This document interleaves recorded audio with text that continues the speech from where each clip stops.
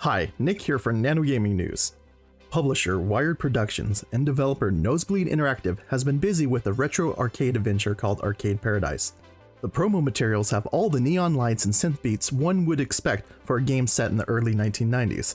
However, is Arcade Paradise just another retro wannabe game with a catchy synthwave soundtrack?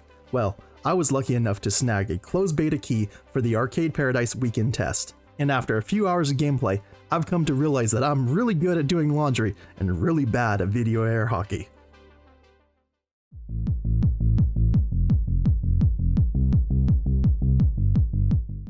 Welcome to King Wush. The year is 1990-something. 19-year-old Ash is stuck taking over his dad's old laundromat. Located somewhere in downtown, this gritty and grungy small business provides locals with all their laundry needs. Ash's father, Gerald, who is off in the Riviera, has no problem calling to boss his son around. At least Ash can chat on the PC with an older sibling, Leslie, who also has previous experience running King Wush. After all, it was Leslie's idea to buy the handful of arcade games years ago. Now with keys in hand, Ash has a future right in front of him. Will his fate be destined for detergent and dirty clothes? Or is there a lot of change on the horizon? Jumping into the game right away, Arcade Paradise presents players with a start screen featuring an iconic retro look full of arcade cabinets and a synthwave soundtrack backdrop. As a synthwave connoisseur myself, the beat is very catchy and I can listen to it all day. In fact, you know what? It's time to pump up the volume. Oh yeah, that's the stuff. Starting a new game takes players through a morning montage leading up to Ash's arrival at King Wush. The whole sequence is full of artistic line styling and some iconic imagery from years past. Any kid from the 1990s should recognize the orange foam headphones. Just seeing those alone invoked all sorts of feelings from when I was a kid, sitting on the bus with friends listening to cassettes or CDs. Upon arriving at King Wush, the art style fades into the commonly seen 3D video style we're accustomed to. A simple tutorial walks players through the game's controls and laundromat operations. Players also get details on how they'll make money and are then cut loose to run the business. At first glance, one might see this game as a laundromat management simulator. Wash and dry clothes, clean up the trash, and unclog the toilet. However, Arcade Paradise takes job chores to a whole new level. Everything, and I mean everything, is a minigame. From taking out the trash to getting clothes done on time results in retro-like victory pop-up screens and a little bit of cash for your wallet. Hidden package battles, aka someone's gum, may be occasionally found around the laundromat. Even the dreadful toilet boss will net some cool cash for those who can vanquish that stinker. Now that everything is taken care of, all one has to do is stand around looking at their watch waiting on timers, or it's game time. Initially, the backroom arcade has only a few titles: Racer Chaser, Video Air Hockey, and Wood Gal's Adventure. To get more arcade cabinets, players need to deposit enough cash into the safe to buy them.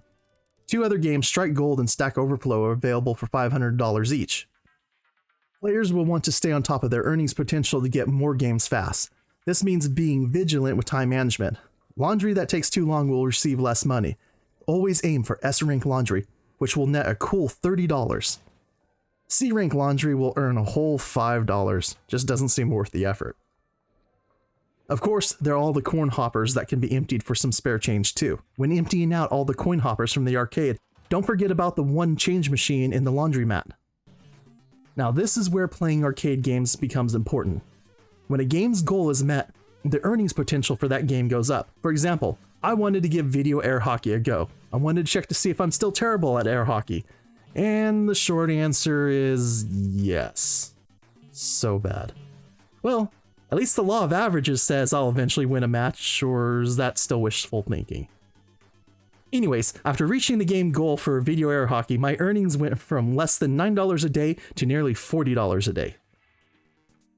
Another factor that affects game profitability is a game's popularity. For example, Strike Gold has a game popularity of 140, while Stack Overflow has a popularity of 160. Who would have guessed that stacking boxes is so popular? In the arcade area, players can also move around cabinets. Placing less popular games next to popular games can help give the less popular game a boost and increase its profitability. All new cabinets arrive the next morning. The delivery comes with some of the most radical fanfare I've ever seen, and players can then decide the location in the arcade. Now that the arcade area is full, what do? Expansion, of course. Leslie, the older sibling, suggests converting the utility area into more arcade space under the guise of additional laundry space. Permits and contractors are a bit pricey, but whoever said building an arcade paradise is cheap, right? Players will want to stay on top of the laundromat side of the business to keep the revenue flowing while the arcade side takes off. Meeting game goals in most of the existing games will help boost the cash flows as well. Once the expansion is bought and paid for, two things will happen. First, dear old dad is a bit less patronizing. Just a tiny. He even seems to be a bit impressed at the idea of more laundry machines. He only knew the truth. And the second thing that happens is the utility room conversion makes the area look like a legit arcade, neon lights and all. Plus there is now a nice little sign outside advertising the arcade in the back. Now that the arcade is starting to look like an actual arcade, more income is needed to buy any of the 30 plus possible game cabinets. And there's a jukebox for awesome sounds. With some time and effort, and some great gaming skills, players can finally ditch the laundromat side of the business altogether and focus on building their own arcade paradise. All of the gameplay video seen was recorded during the first closed beta test weekend for Arcade Paradise.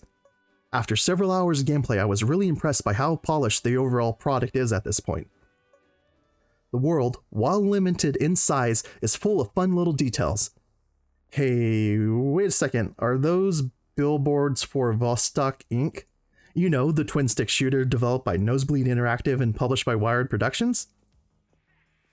As I was saying, the world is full of fun little details like the Gopher Problems and Grindstone to the "Is Fire Actually Hot" headline. Not to mention all of the iconic retro nods to the time period, such as the previously mentioned orange foam headphones or the gigantic square answering machine in the office. During my gameplay experience, there were only a few minor bugs. For example, the impossible to throw away crush can.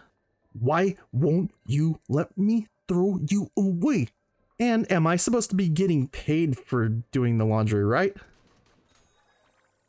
The introduction tutorial is both fun and engaging. I also think Nosebleed Interactive is onto something with making mundane tasks into over-the-top minigames. I cannot wait to see what they do with the Toilet Boss sequel. Maybe they'll call it Overflow, Return of the Turd King, or Revenge of the Turds. My only real and legitimate complaint about Arcade Paradise is that the closed beta test only lasted for a few days, and now I have to wait until August 11th to purchase and play the game. I think that is telling in itself. In fact, I would go out on a limb to say that Wired Productions and Nosebleed Interactive might have a serious Game of the Year contender on their hands. Arcade Paradise is shaping up to be that rare total package. There's humor, immersive gameplay, a rags to riches story, some interesting characters, an unbelievably awesome synthwave soundtrack, and a whole lot of stuff to do. Who would have guessed that so much fun would be packed into a tiny little laundromat called King Wush?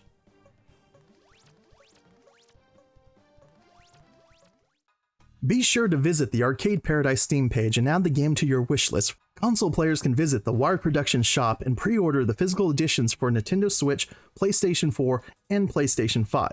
As for me, I'm going to be counting down the days until August 11th to get my Arcade Paradise fix. If you like the content in this video, please drop Nano Gaming News a like below. Be sure to hit that subscribe button and notification bell for more gaming news stories and content.